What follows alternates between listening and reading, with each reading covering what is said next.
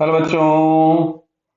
इसमें दिया है let I be the moment of inertia of the body about two axis A and B respectively. The axis A passes through the centre of mass of the body but B does not. Clear है? तो देखो ध्यान से यहाँ पे कि हम कोई भी ऑब्जेक्ट ले लेते हैं रैंडम शेप का, कैसा भी। क्लियर? ये मान लो सेंटर ऑफ मास है, तो इसके अबाउट जो मोमेंट ऑफ इनर्शिया होता है उसको हम लोग लिखते हैं आईसीएम। अच्छा, मान लीजिए यहाँ कहीं पे कोई दूसरी एक्सिस है जो कि दोनों आपस में कैसी हैं, पैरेलल होनी चाहिए। क्लियर? ये मान लो डिस्टेंस कुछ भी एच दिया है। इस एक्सिस के अबाउट जो मोमेंट ऑफ इनर्शिया आएगा आई, वो आता है ICM plus M h square. लेकिन ये जो एक्सिस आई है और ये जो आईसीएम है, दोनों एक्सिस एक दूसरे के पैरेलल होनी चाहिए। अगर पैरेलल हो गई तो फिर जो सेंटर ऑफ मास के अबाउट मोमेंट ऑफ इनर्शिया होगा वो मिनिमम हो जाएगा। लेकिन ये दोनों एक्सिस कैसी होनी चाहिए, एक दूसरे के पैरेलल। तो इसमें पहला ऑप्शन में लिखा है कि ये है आई ए, सेंटर ऑफ मास वाली है। ठीक है, इसको मैंने आई ए लिख दिया। और ये आई बी सेंटर ऑफ दूसरी वाली है। क्लियर है?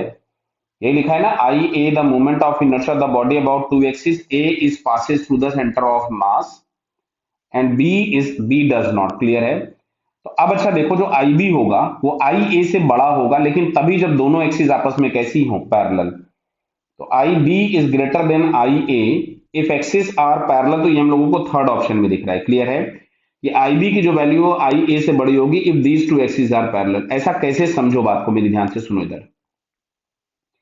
जैसे हम लोग कुछ एक नोन स्ट्रक्चर बना देते हैं। मान लो जैसे ये दिया गया है,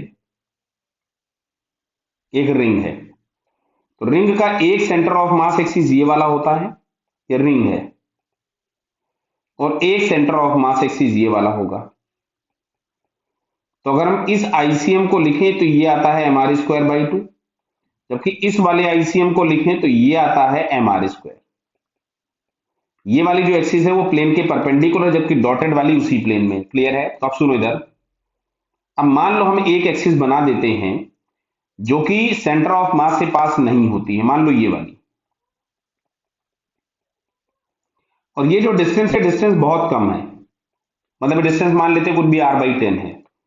तो इस एक्सिस के अबाउट जो मोमेंट ऑफ इनर्शिया लिखेंगे तो I is equals to ICM plus m into r by 10 का होल स्क्वायर। तो अभी भी आप देख रहे हैं कि ये वाली जो वैल्यू होगी वो इस वाले से क्या हो गई, छोटी। तो ये जो हम पैरेलल एक्सिस थ्योरम लगाते हैं उसमें कंपैरिजन हम कहीं भी दो एक्सिस के अबाउट मोमेंट ऑफ इनर्शिया का तभी कर सकते हैं जब दोनों एक्सिस एक दूसरे के कैसे हो, पैरेलल। तो इसके अकॉर्डिंग हम लोगों को यहाँ पे थर्ड वाला आंसर दिखता है। Clear? So third answer is correct. Okay बेटा, ऑल द बेस्ट।